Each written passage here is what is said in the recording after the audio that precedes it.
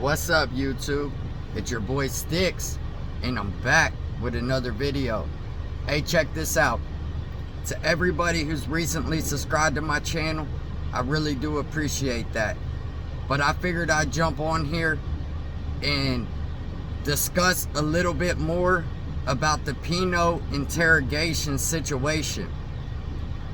For all the people that don't really know, I spent most of my 20s locked up. And in lockup, I met a lot of good people that'll never come home because of people like Pino. That's why I took it so personal when I seen that. Now, a lot of these people that are taking it easy on him, what you got to think to yourself is, what if that was your family member? What if that was somebody who you cared about and he was in there doing that? Because look, when you sign up for this type of life where you're out hitting licks and doing that, you know what comes with it. So if you get jammed up, you really need to stand on that. Take the time. But this is what people do. Just like Josh 23-1 said on his live, it's becoming a common thing for people to snitch. It really is. Ever since people been watching Tekashi 6ix9ine and his situation, they're minimizing snitching. But I can't wrap my head around that. If you still have love for him or whatever, that's cool, that's you. I'm just telling you from my point of view how I feel about it.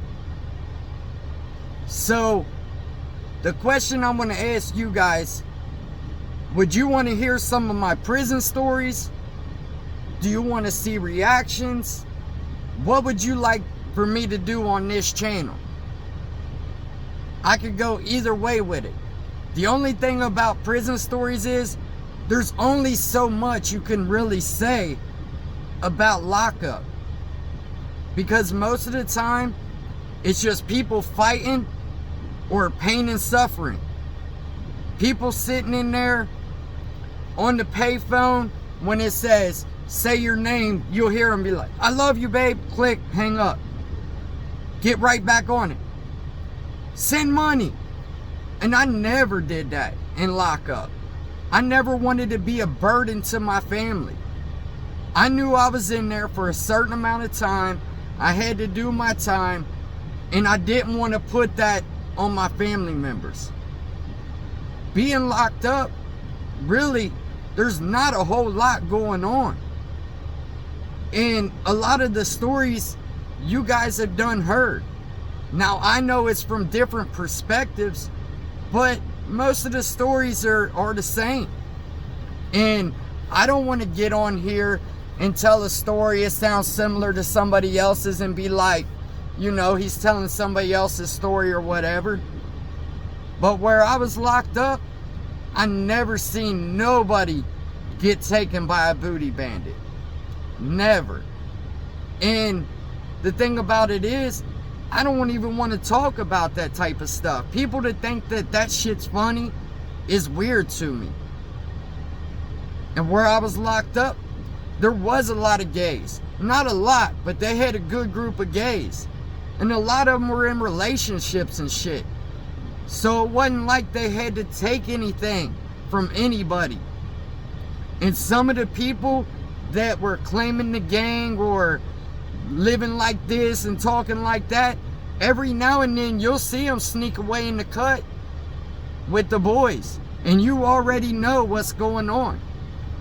How River City was set up was, downstairs they had a bathroom. But if that bathroom was full, they would let you go upstairs to the back bathroom. So they always had it where they'd wait for that bottom floor to get full, go to the CO's desk, and ask to use the upstairs restroom. And that's how they would do their thing or whatever. And you would see it all the time. People that you think would never do that type of shit sliding upstairs with them. And if you was confronted by it or something, they'd be like, oh, no, we was just doing business, this and that. But we all know I did get into a couple fights, but that's how it goes in lockup. You lose some, you win some. Lockup is one of them things, like, only so much happens throughout a day, for real. It's not really entertaining, not to me. I know there's a lot of these prison YouTubers that's got a lot of subscribers off of talking about their stories, but they're good storytellers, you know what I mean? And it makes me wonder, all them stories, are they for real? Or are they making shit up? I wouldn't feel right coming on YouTube making up a story just for likes, views, whatever. But I got a couple that I can share with you guys if you're into that type of stuff. The thing about Pino snitching is, he was living that life, right? He was into that life. And even when people called him out on it the first time, he was calling them liars, calling the police liars. I didn't sign that. You gonna believe me or you gonna believe a police officer? And it's like, all right, whatever. But with that interrogation, he cannot deny that at all. And Josh from 23-1, he don't really like the drama, and I get it. He likes both people. He likes 1090 Jake, and he likes Pino. But you cannot justify snitching in any way. Or, like he said, he'd rather hear us say, drop a dime. Because Josh was into that type of lifestyle at one time. He was a stick-up kid. That's what he did. He robbed people. How would he have felt if one of his good friends or somebody he trusted went in there and hung him out to dry? All so that they could get less time. Because that's exactly what snitching is, right? If you're telling on somebody so you could get less time, that's snitching. Everything he did qualifies as snitching. Just straight up. What a rat, drop a dime, however you want to put it. There's no coming back from that. There's not. And what I was saying about Milk 7-4, I wasn't vouching for him. I was just saying, when Pino and Minor Mouse was riding around the city supposedly looking for him, it was all fake. It was all a lie. It was all for views. They really wasn't even looking for him. Now, when I first ran across Milk 7-4 was about a couple years ago, back when he used to lean up against the building and just talk shit about different stuff. But I took a 2-year break from YouTube. Most people might know, my sister was murdered. I adopted her kid. I was going through a lot of shit myself, and I wasn't on YouTube for a couple years. So I thought back then, like, Milk wasn't going to make it very far at all. From being in that water, talking about that set, doing this and that, I figured he'd be done for very quick. But when I came back on YouTube, he was still doing his thing. And he had people actually validating him, saying he put in work, he did what it took to be able to claim that set.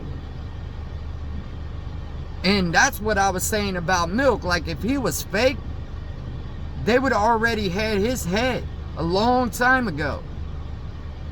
But as far as it goes with me, I might catch one of his videos every now and then. I think dude's funny, he's a character, whatever. But I really don't give a fuck about him either, to be honest. I don't. A lot of these people on YouTube, I don't watch. Like I said, I'll catch Jay Williams or Josh 23-1. Sometimes 1090 will pop up on there. I'll see what he's got going on, but there's not a whole lot of prison stuff I watch. So if you come across this and you're a prison channel, you want me to check you out, put it in the comments. I'll check you out. I'll give you my honest opinion. Not that it matters, but I'll give you my honest opinion on it. See, the people that's really doing it, I have 100% respect for it. But it's just hard to come on here knowing who's who and what's what, and then find out a couple years later, like Pino, the whole time they were a rat. They wasn't living what they were saying. It's just facts. I don't want to be caught up in that type of bullshit on YouTube. I don't like getting on here and talking about other YouTubers. I really don't have nothing to say to them.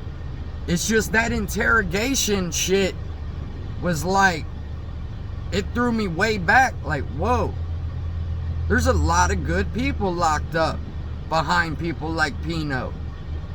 And they were out side by side with him, doing all the work, reaping all the rewards.